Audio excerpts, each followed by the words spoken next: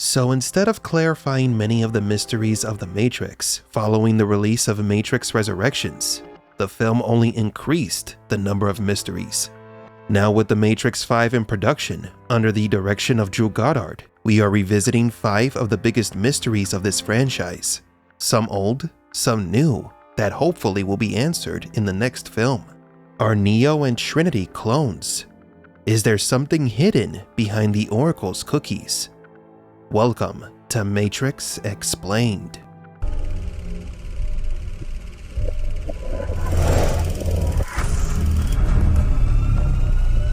Welcome to the desert of the real. Number 5. Neo and Trinity are clones.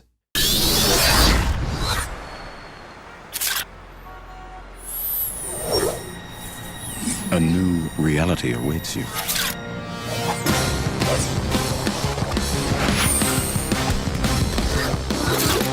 The Samsung rotating camera phone. Answer the call.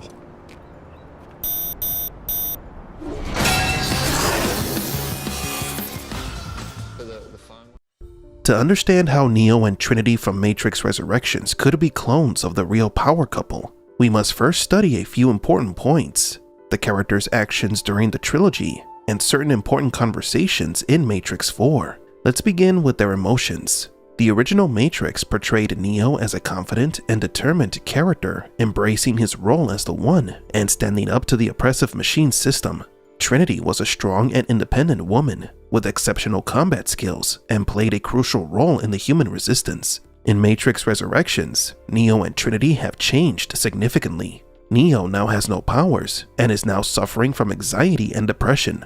Trinity's true self was also suppressed as she was given a new name and a family. Both had their appearances altered as well. While neither of them remembers their past, they both were given jobs that related to their past jobs or hobbies. The changes are noticeable, which leads to the theory that the analyst has been actively manipulating both characters as part of an experiment to recreate the anomaly, with emphasis on the word recreate. Let's move on to the next piece of evidence.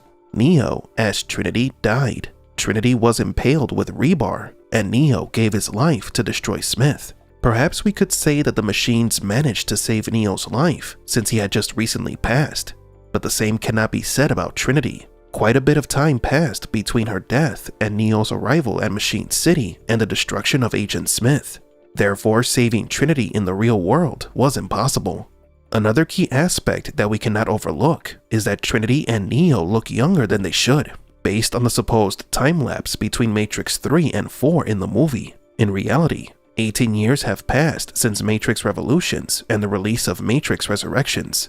In the movie, however, it's been 60 years since Neo saved the world. But the most important clues to the true identity of these two are in a conversation between Thomas and Tiffany. I've had dreams that weren't just dreams. You mean a dream that came true? If this theory is true, these dreams are memories implanted by the analyst to turn Neo into the anomaly. That being the case, there should be more clues indicating this in the movie, right? Yes. And right after Trinity says dreams that came true, the analyst appears. Finally, we can talk like adults. I hate lying. I do. It exhausts me. Tiff and I have been waiting for you, like, forever. Deja vu, right? Were you paying attention to what was said? The analyst was tired of the charade and claims that the current situation is giving him deja vu. It's deja vu not because there is a change taking place in the Matrix, as explained in the first movie, but rather he is using the other definition of deja vu, re-experiencing something in real life. The analyst has experienced these occurrences multiple times with Neo without being able to activate the anomaly. What he says next is quite revealing. I know some of this will be difficult for you to hear. After everything you went through, all that pain and suffering, only to learn the world doesn't end when you do. Surprise. I was there when you died. I said to myself, here is the anomaly of anomalies. What an extraordinary opportunity. The Matrix Revolutions script confirmed that Neo died in the end, and here we have the analyst reconfirming that fact. But then he says something dreadful. What he did was rebuild him. First, I had to convince the suits to let me rebuild the two of you. Why her? Getting there, and don't worry, she can't hear me. Resurrecting you both was crazy expensive. Like renovating a house. Took twice as long, cost twice as much. I thought you'd be happy to be alive again. So wrong. The movie shows the repairing process of Trinity and Neo's bodies. Why, you may ask? The analyst graciously gives us the answer. Did you know hope and despair are nearly identical in code? We worked for years trying to activate your source code. I was about to give up when I realized Trinity. it was never just you. Alone, neither of you is of any particular value. Like acids and bases, you're dangerous when mixed together. Every sim where you two bonded, let's just say bad things happened. This is the key part of the conversation.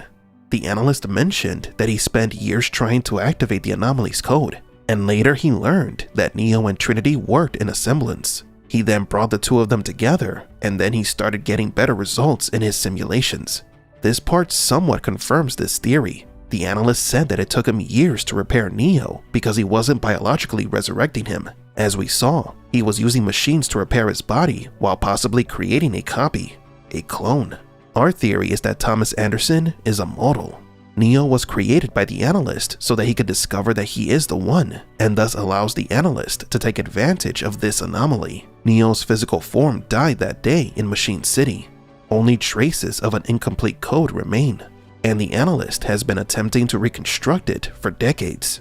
It sounds similar to the new Morpheus, doesn't it? He acts differently from the real Morpheus, just like Neo and Trinity acted differently from their counterparts. That's because they are different. They are reconstructions, digital and robotic clones, created to replicate the phenomenon of the anomaly. In the past, the anomaly was used to reset the Matrix. In this new version of the simulation, it is used to give it power. It is the system's new power source. The analyst said that the conversation was giving him a sense of deja vu because they have gone through these situations multiple times during multiple simulations. And this is just one more of them. We think the analyst created this version of Neo with his existential crisis and took him out into the supposed real world where he would reunite with a very old Niobe. This little adventure could have been intended to simply activate the anomaly. At the end of Matrix Resurrections, the analyst is still alive in the simulation, and Neo and Trinity are left free to wander the simulation. You've come here to negotiate some kind of deal? You think you hold all the cards because you can do whatever you want in this world. I say, go for it. Remake it. Knock yourselves out. Paint the sky with rainbows. Yeah, this is a bit absurd. It would only make sense to allow them to be free in the Matrix without any resistance if the couple is still following the analyst's plans. Because if they were the source of power for this simulation, once they were both disconnected from the anomalium, the simulation should have ended. But then what is the analyst's plan? However, as long as I manage to keep you close, but not too close, I discovered something incredible. Now, my predecessor loved precision. His matrix was all fussy facts and equations. He hated the human mind. So he never bothered to realize that you don't give a shit about facts. It's all about fiction. The only world that matters is the one in here. And you people believe the craziest shit. Why? What validates and makes your fictions real? Feelings. We think he is quite sincere here. Emotions give all the sense to this theory. The only reason Neo, or Thomas number 2, believes that he is Neo and that he must save Trinity is because of the supposed love he feels for her, which the analyst says validates his fiction. Then the analyst reveals the origin of the nightmares or memories.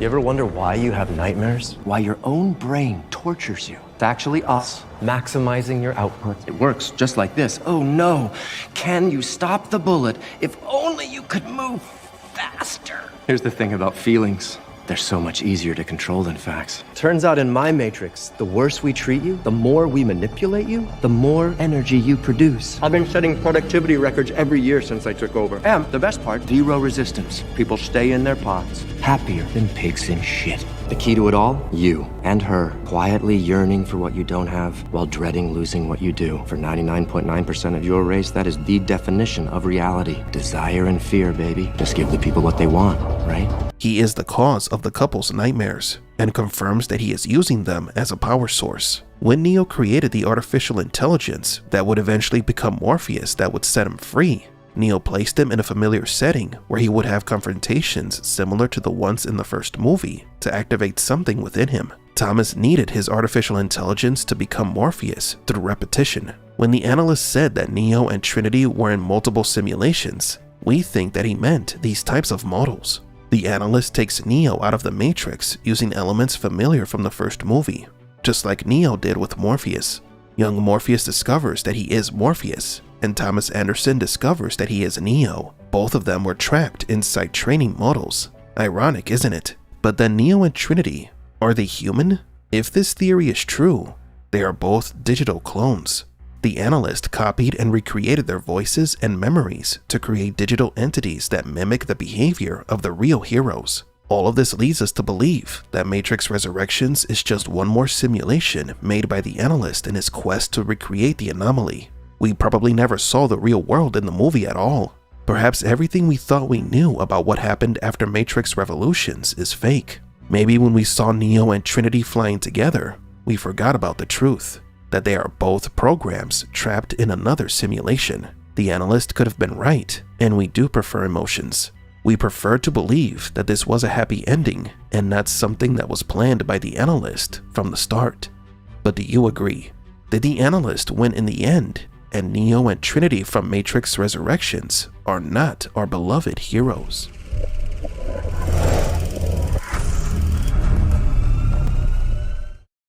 Number 4. Were the blue pills manipulated with food? Food has symbolized many different things throughout history. For some, it is a representation of wealth, well-being, and even wisdom. In Judeo-Christianity, more specifically the story of Adam and Eve, eating the forbidden fruit resulted in the pair being banished from paradise. In the Animatrix, fruit was used as a symbol. The robots used an apple when they tried to make peace with the humans, and again when the machines annihilated the remaining human leaders after they had surrendered. The symbolism of the apple that the robots were offering to the humans was knowledge. The humans refused the offer, and so they were cast out of paradise. Oh, but food has many other meanings within the Matrix, such as freedom, misery, and manipulation. In the Matrix comic titled The Miller's Tale, we were introduced to a Zion tradition, a tradition that Morpheus himself followed since he was very young. It is a gathering of people sitting at a large table in remembrance of the first people of Zion. This first group found and planted wheat seeds in one of the few pieces of land on Earth that still saw sunlight. They harvested the wheat and baked bread. These people who once lived inside the Matrix never tasted or eaten real bread before, only the machine's simulated interpretation of bread. When those humans took their first bites of the freshly baked bread, they were in heaven. The taste of real bread was nothing like it was inside the simulation. However, their enjoyment was short-lived, as the machines eventually discovered the humans' wheat farm and destroyed it, killing all the farmers. And since then, once a year the people of Zion sit together and eat bread in their honor. The bread symbolizes freedom, but it can also be an allegory to the Last Supper of Jesus Christ with his apostles before his crucifixion. Most food in the real world represents misery, specifically the synthetic protein that the crew eats in the first Matrix movie. Some of the ingredients used to help make this food comes from insects, a perfect representation of the misery that mankind is going through in the real world. This food is so disgustingly bad that it becomes one of the reasons why Cypher wants to escape back into the Matrix. That need and desire for good food drove him to betray Morpheus, but that might not be the entire story. Inside the simulation, food symbolized both pleasure and manipulation. The first time food was used as a form of manipulation was at the Merovingians' restaurant, a dessert that the Frenchman prepared for an unexpected lady. But wait. What, you see, I have sent her a dessert. A very special dessert. I wrote it myself. The Merovingian modified this dessert to cause a certain reaction in the lady's residual self-image. It shows how easily people can be manipulated with something that is supposed to be for nourishment. As the Merovingian explains the cause and effect of the dessert, Neo and Morpheus look troubled. Why? Well, because they have eaten things given to them by someone inside the Matrix. You guessed it, the Oracle. The Merovingian was the first character that showed us how food can be used for manipulation, but he wasn't the first one to use food for manipulation. The Oracle gave Neo a cookie the first time they met. The treat was supposed to make Neo feel better after he was given bad news. Take a cookie. I promise by the time you're done eating it, you'll feel right as rain. Neo was skeptical of the Oracle and the cookie, but he ate it anyway, hoping that it would make him feel right as rain. That cookie, just like the Merovingian's dessert, could have changed Neo's residual self-image, symbolizing the great deal of control that the Matrix has over the red pills. In previous videos, we talked about how that cookie could have carried a special code, a code that activated the anomalies code inside Neo, turning him into the One. There's also the possibility that the cookie stimulated Neo into falling in love with Trinity. As evidence of this, the Oracle examined Neo's face before giving him the cookie. Maybe she was analyzing Neo's code to be sure that the cookie's modification properties would work. The cookie wasn't the only treat that the Oracle gave Neo, however. In their second meeting, at the park in Matrix Reloaded, the Oracle gives Neo a piece of candy that oddly resembles a red pill. Neo does accept the candy, but we never see him eat it. This could have been another attempt to change something in his code. If Neo was changed in any way after eating food given to him by the Oracle, then he most likely wasn't the only one. After Morpheus met the Oracle, he became a true believer of the prophecy. He broke up with his lover Niobe and dedicated his life to find the One. Perhaps this intense and passionate zeal was inserted into Morpheus through one of the Oracle's cookies. Another character that could have been manipulated with food was Cypher. When Cypher and Smith meet to agree on the terms of the deal, Cypher was eating a big steak. Remember that the steak that Cypher is munching on does not exist. What he is consuming is codes in the shape of a meal. So there is the possibility that Cypher was being corrupted while he was enjoying his dinner. For Smith and the agents, modifying the food would be easy. There's no reason for them not to do it. The steak symbolizes pleasure, and how Cypher was willing to abandon his calling and turn traitor so that he can experience the earthly pleasures that only the Matrix can provide. This piece of meat also symbolizes ignorance, which is the complete opposite of what the apple in the Animatrix represented. As the fruit symbolized the opportunity to gain wisdom, the steak symbolized the bliss of ignorance, as Cypher wanted to forget everything about the real world and the war. Though in case you haven't noticed, Cypher was already willing to betray Morpheus before his steak dinner with Smith. So what if, at some point, Cypher got this strong desire to go back to the fake world after eating one of the Oracle's cookies? Sure, it does sound overreaching, but the Oracle does love to make these shady pastries. That's it. That's the secret. You've got to use your hands. Why? Cookies need love like everything does. Interesting that the Oracle would say that cookies need love. This pretty much connects her cookies to Neo and Trinity's relationship. The love that they shared could have been the result of RSI modifications caused by the cookies. But regardless, food is, without a doubt, one of the most fascinating and overlooked aspects of the Matrix. Keep an eye out, because this modification technique may return in future Matrix content. Maybe one day, we will discover the truth behind the Oracle's cookies. But do you agree? Did you know about the special significance of food and what they represent in the Matrix?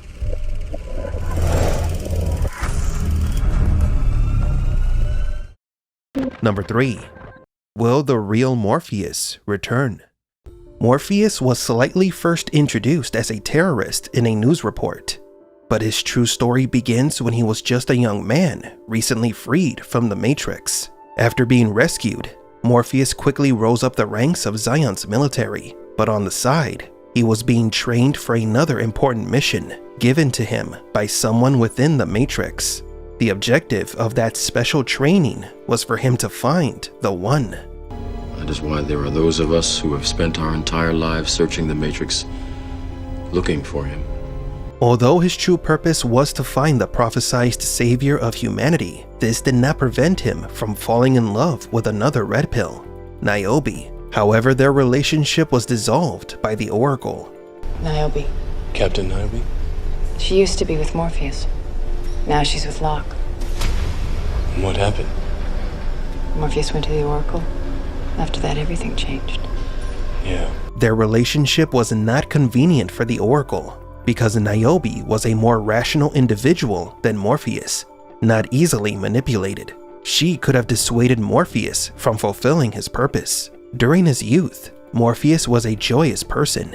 He danced and socialized. His energy was what conquered Niobe's heart, but later his obsession with the Oracle's prophecies turned him into a fanatic who only lived to find the one. I remember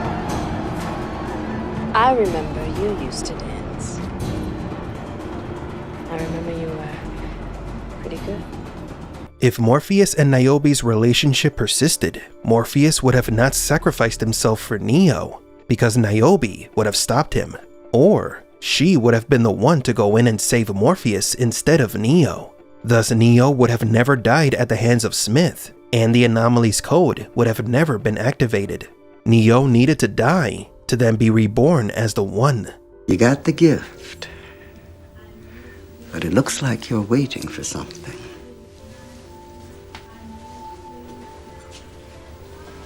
What? Your next life, maybe. Who knows? Now, after Morpheus realizes that the Oracle's entire story has been a lie, he naturally stops trusting her. After everything that has happened, how can you expect me to believe you? From then on, Morpheus never heeded the Oracle's words again. Then in the Matrix Resurrections, when the analyst was beginning his experiments with Neo and Trinity, rumors of his rising in power reached the Oracle's ears. The Oracle sent a warning to Morpheus, but he did not listen to her. He did not believe that what Neo had achieved could be destroyed. But as rumors of this new power spread, he ignored them. He was certain what you had done could not be undone. This showed that Morpheus's devotion to the Oracle's prophecies was gone. His distrust of the Oracle is what caused Zion's destruction. Sadly, the story of Zion's downfall and the Oracle's final warning to the humans was just a brief exposition line in Matrix Resurrections. A new movie, maybe not necessarily Matrix 5, could be about the machine's civil war, but from Morpheus' perspective as the Grand Chancellor of Zion, who had his dreams of destroying the Matrix doused after the revelation that he had been lied to all his life. His faith in Neo is the only thing he has left, but eventually Zion is destroyed, and Morpheus can do nothing but watch his city crumble. Or how about a movie with a modern twist, in which Morpheus is still alive and reveals that everything we saw in Matrix 4 was part of one big lie? Let us assume for a moment that what Niobe said about Zion and Morpheus were lies. What if Io is meant to be the new Zion? Niobe now works for the machines, and Morpheus still lives. What if the city of Io is nothing more than the Zion of the new Matrix cycle created by the analyst? If so, then the city of humans and machines is also destined to be destroyed. Let's think about this for a moment. The city of Io is a more utopian version of Zion. The city has a false sky, and its citizens can synthesize and grow food. The humans of the Matrix don't care if their sky or food are not real. They simply want to live in the comforts of the simulation, just as the analyst said. You don't give a shit about facts. It's all about fiction. The only world that matters is the one in here. And you people believe the craziest shit. Maybe Matrix 5 could be about the classic Morpheus, who is still alive and trying to warn Neo and Trinity that they are still trapped in the Matrix, that Io is part of the system and that they must fight to escape. Maybe Neo and Trinity think that they are the heroes of the story, but they are still trapped between simulations. It's the perfect excuse to bring back Lawrence Fishburne, and then we would have the real Morpheus waking Neo up one last time. Sure, we can make theories about how our favorite characters could return in Matrix 5, but Morpheus is just one of those characters that, if to return, would make the diehard fans go crazy. Around the time the Matrix Resurrections was about to premiere, Writer David Mitchell, who co-wrote the fourth film, was asked about the franchise's future, and he mentioned that Matrix 4 left many questions unanswered. He also briefly mentioned the Machine's civil war. So the concept of a Morpheus movie is not necessarily off the table. It is within the realm of possible Matrix spin-offs. This is not over yet. I will sequel franchise spin-off. But do you agree? Will the real Morpheus return in Matrix 5? Is his story yet to be concluded?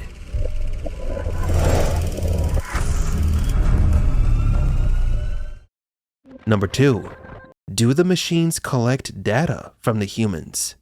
This theory was proposed by us back in 2020. It began with Morpheus. He told Neo that in humanity's desperation, they burned the sky, as solar energy was the machine's main source of energy, which inevitably led to the creation of the Matrix. At the time, they were dependent on solar power, and it was believed that they would be unable to survive without an energy source as abundant as the sun.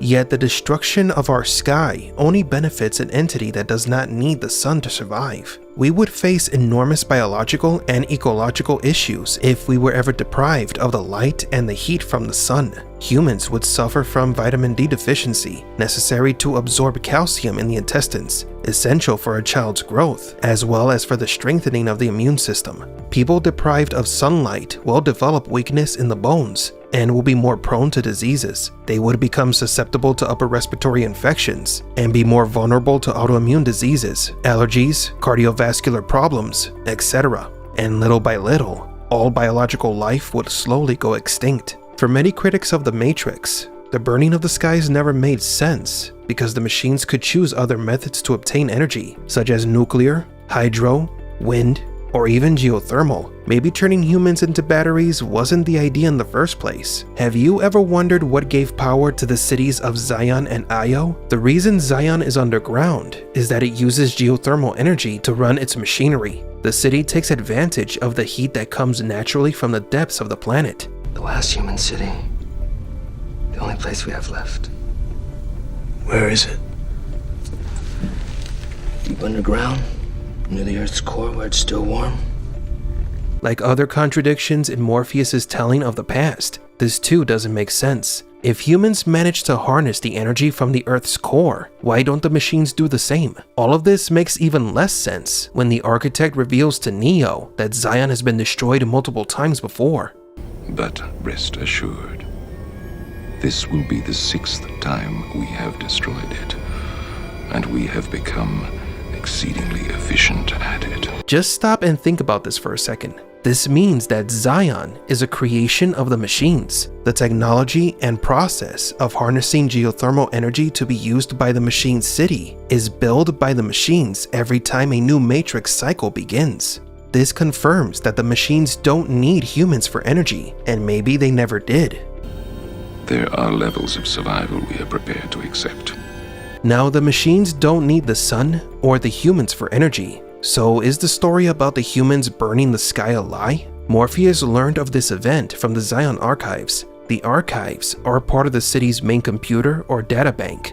The Red Pills also use the computer to store mission data and run training programs. The Animatrix gave us a glimpse into this story, yet there is one important detail that nearly everyone always overlooks. At the start of the program, before it explains the events of the world, it calls itself the Zion Archives. Welcome to the Zion Archive. You have selected historical file number 12-1. The Second Renaissance.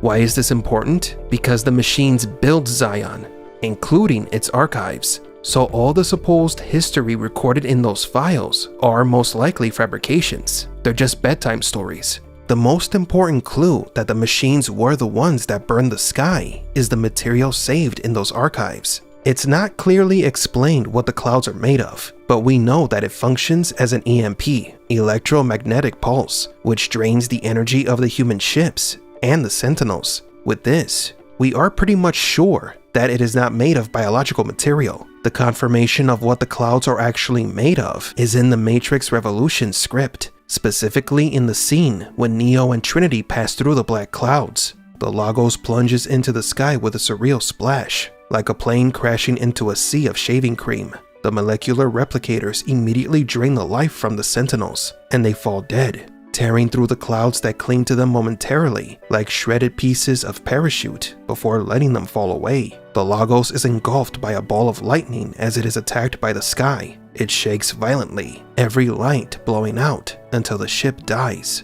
The theme of molecular replicators in science fiction is frequently associated with advanced construction, nanotechnology, and the control of matter at microscopic scales. The creation and usage of this type of tech don't coincide with humanity's actions and beliefs before the machine war. They banned artificial intelligence and are doing everything possible to destroy it. The technology used to describe the clouds is a type of nanotechnology. If humans wanted to destroy the machines, attacking them with the nanotechnology that artificial intelligence could then hack or take control of is risky and kinda dumb. So let's say it was the machines that covered the skies with black clouds made of nanobots. The plan does sound like it would work better on organic life forms than on machines, doesn't it? But did you know that the black clouds also served as a protective shield? In one of the Matrix comics, where the end of the world is explained, an alien invasion happens, a large-scale attack by ships from another planet, and the machines send a human to fight them. The true purpose of this layer of nanotechnology that blankets the Earth is to serve as a shield to disable every ship that enters the planet. An anti-alien shield, if you will. That's what we believe anyway after reading this comic. It was not only created to kill all biological life in the world, it is designed to prevent new biological life from another world from entering. Now, if humans are not a power source, as proposed in the Matrix, what are they then? After the release of Matrix Resurrections, we think we can better explain now the true purpose of the humans. The analyst said that the new Matrix runs on human emotions. The frustration and or torment of Neo and Trinity in particular increases the energy output. You ever wonder why you have nightmares? Why your own brain tortures you? It's actually us maximizing your output. Turns out in my Matrix, the worse we treat you, the more we manipulate you, the more energy you produce. It's nuts. I've been setting productivity records every year since I took over. The key to it all? You and her, quietly yearning for what you don't have while dreading losing what you do. Take a moment and think about the significance of a simulation that uses emotions for energy. Our concept of what energy is perhaps different from the machines. Perhaps humans were never used for their bioenergy, but rather for their computational energy. To understand what we mean, you have to understand what the collapse of artificial intelligence models entails. A major challenge in the development of artificial intelligence is to constantly feed it information. With the rapid rise of AI-generated content on the internet, a new potential issue is brewing. It has been observed that when a model is fed too much AI-generated information, it can deteriorate the quality and consistency of the model. This phenomenon is known as the model collapse, and it is beginning to affect both language and image models, rendering them nearly useless. It's becoming increasingly difficult to collect new and genuine human data to feed the AI. Currently, there is growing demand in organizations like OpenAI and Midjourney to address this issue. The need for human-created information is crucial to the future of artificial intelligence, and here lies perhaps the true origin of the Matrix. The Matrix could be a simulation created by AI to avoid a model collapse. Perhaps the AI is collecting data from the humans connected to the Matrix to continue its training and create new artificial intelligence. If the model collapse is unavoidable, then AI will always need humans, which is the most disturbing thing. If humans are used for their computational power, ingenuity, and creativity, then it makes sense why the Matrix works better with emotions. The machines need to expose the humans to different simulations to continue collecting data. This is why the Matrix keeps humans conscious and living their lives in a real-world simulation. The humans are creating data for the machines. Honestly, this sounds worse than using us as batteries. At least as batteries, the machines are simply using our body heat for energy. They're using our humanity. But do you agree? Are humans being used to feed new information to the machines? Are the black clouds a shield to protect the planet from outside threats?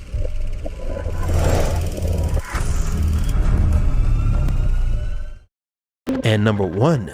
What is the Golden Code? The first thing to note about this topic is that there is no concrete definition of what exactly is this golden light. One possible explanation is that it is the visual manifestation of the source. In Matrix Reloaded, Seraph is made of golden code. The Oracle is made of golden code, according to the movie script. In the video game Path of Neo, Neo is made of golden code. With the exception of the programs created inside the Matrix, which are composed of green code, everything that is connected to the source is composed of this golden code. The machines in the real world, and some programs inside the simulation. However, this is an oversimplification. We could easily believe this to be the correct answer, but there are flaws within this explanation. How was Neo able to see without his eyes? How did Neo see a sentinel of light go through him when he was approaching Machine City? We are now heading in a completely different direction, a metaphysical one. We must try to explain what exactly Neo saw.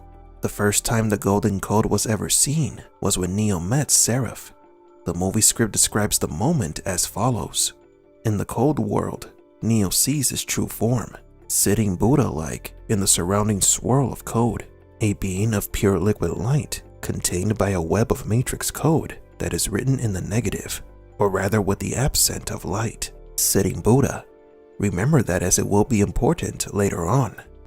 The second time the script mentions this code is when Neo meets the Oracle in the park. In the distance, several children are playing on a swing set. Neo stares at her for a moment, seeing her code form, which is the same as Seraph's. Once again, she starts talking to him before she sees him. Now then, the first clue about the Golden Code is when Neo realizes what the Oracle is. You're not human, are you? Well, it's tough to get any more obvious than that. If I had to guess, I'd say you're a program from the machine world. So is he. Neo doesn't say these words to any other program.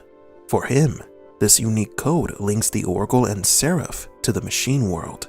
This could mean that the golden light transcends the Matrix. So far, the theory that this light is the source of machine life seems to be correct. But everything changed in Matrix Revolutions.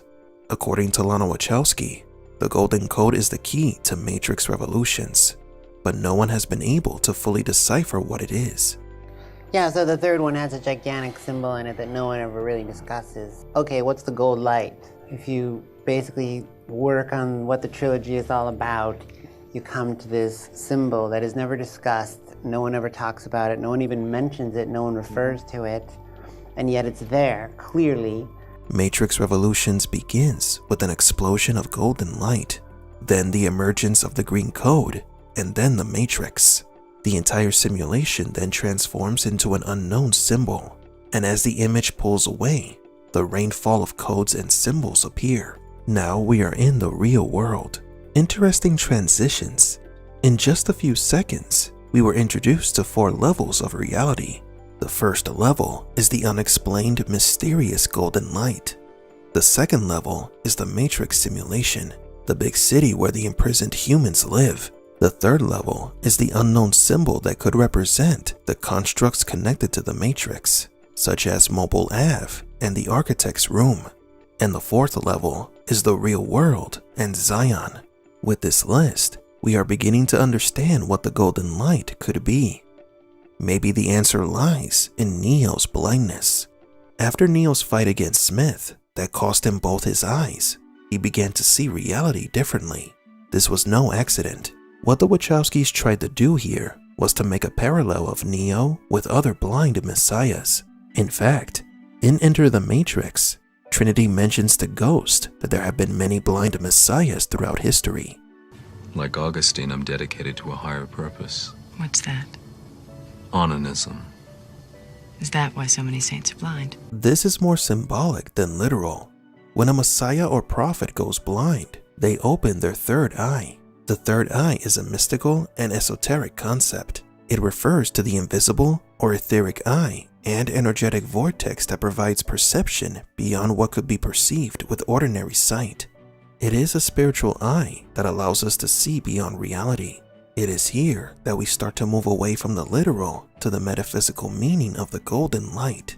For a long time, We tried to connect the golden light with something literal, like the source, trying to discard the explanation of many philosophers who have seen the films, that the machines are beings of light, and that what we saw in the movies was something spiritual. But we can't reach a more objective conclusion of what the golden light is. The famous Sherlock Holmes once said, "When you have eliminated the impossible, whatever remains, however improbable, must be the truth." Neo can't see the golden light without his eyes, unless something else was activated within him. The references to Buddhism are more literal than symbolic in the movie script. Seraph is compared to the image of the sitting Buddha. Remember when I told you to keep the Buddha in mind? This is a metaphysical interpretation of Buddhist philosophy. The golden light is not only the spiritual world, but it is the basis of all existence. It's not only the machines, nor is it a single consciousness. The golden light is the foundation of reality. According to esoteric Buddhism, the clear light, or being enlightened, is a state of the mind in which our consciousness transcends. However, we do not believe that this is all that the golden code is, but it's also something more. What do I mean? Let's talk about Buddhist atomism. According to many Buddhist and Hindu beliefs, reality is composed of light, small atoms known as dharmas. The Buddhists deny the existence of substantial matter altogether. Movement consists, for them, of moments. It is a staccato movement, momentary flashes of stream of energy. Everything is evanescent. Curiously, when Neo is assimilated by Smith, the script mentions liquid light pouring into him, which is a reference to the energy stream in Buddhism. Neo's body hangs motionless, supported by the passageway as we see as Neo would, an empty husk that is being filled, liquid light pouring into him from every connection. The old Smith realizes that he is laughing alone. There is something wrong with this new Smith. The new Smith begins to tremble, a shiver that grows into a convulsion. Oh no, no, no, it's not fair. It's not fair. Neo's body arches, his arms pin wide as he tries to scream, but instead of sound, a shaft of light beams out. This explanation of reality means several things. Looking again at the intro of Matrix Revolutions, the explosion of golden light is quite similar to the Big Bang.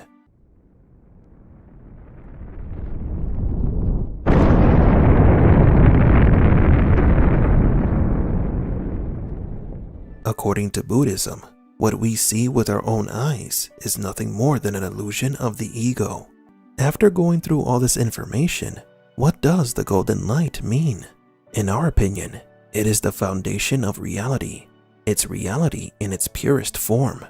Maybe if Neo saw the city of Zion after losing his sight, he might have also seen it in golden light. We could say that the golden light is the source of life, but it's more than that. It is the source of everything that exists.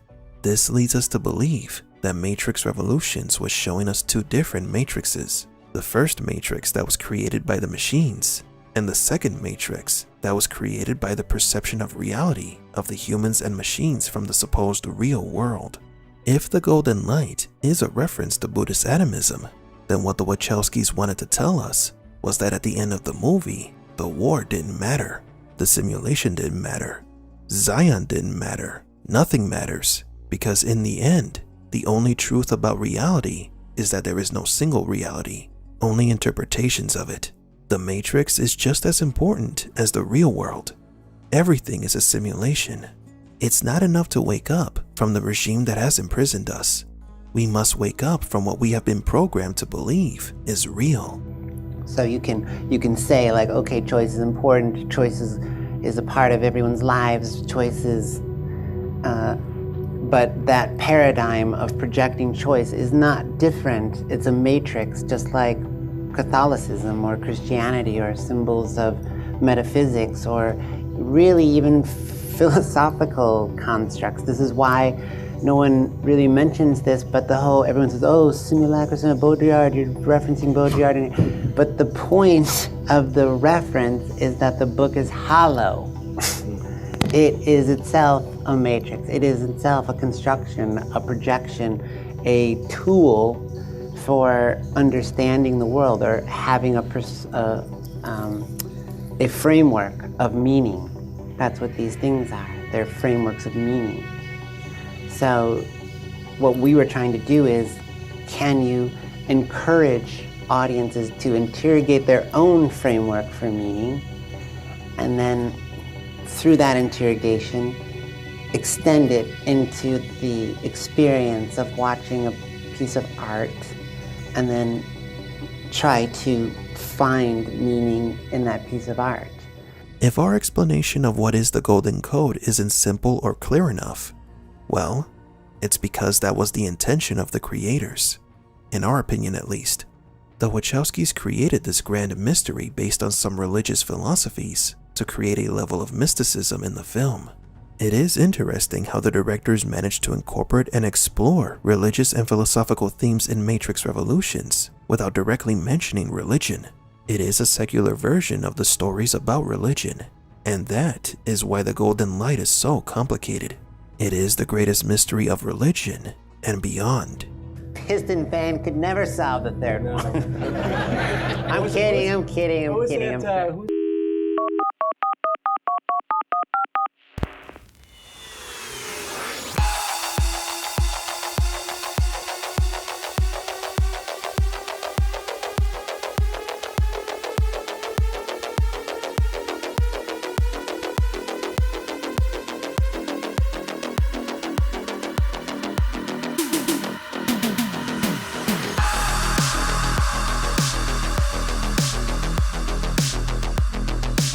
For Matrix Explained, don't forget to like and subscribe. And thank you for visiting the Desert of the Real.